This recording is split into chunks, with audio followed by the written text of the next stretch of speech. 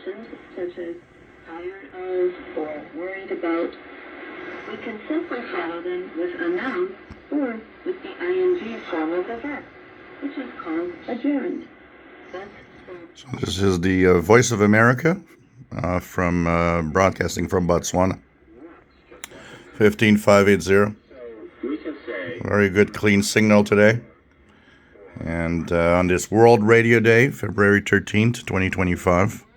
So, of course, I'll be posting probably several videos in the next few hours of things I do, maybe a few tips and a few videos explaining how I do stuff. I hope you guys enjoy that. Of course, for those that ask, 'cause every time I post a video, somebody asks, what is this? What's the software? This is a software called Simon's World Map. And you can customize it the way you want. I like this setup right now with all the colors. Kind of looks nice.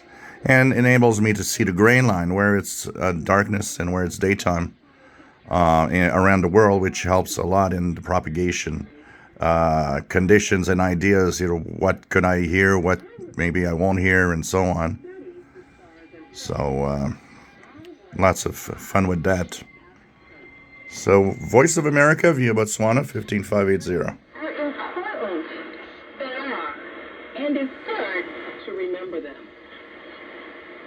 The word dream can be a noun or a verb, and when it's a verb, it can be followed by two different prepositions. We use dream of to express what we wanted to become when we were young. And we use the ing gerund after the preposition of. So Anna dreamed of becoming president, and Marcia dreamed of becoming an astronaut. The other preposition after the verb dream is about. We use about to express a particular subject of our dreams. For example, I could say, last night I dreamed about Jill's dog. I hope she was a good girl in your dream. She was. When we want to express dreams for our future, we tend to use the preposition about followed by a gerund. For example, we can say, oh, I dream about going to Paris one day. oh, me too, Andrew. Or we could say, we dream about finding a new home for our family.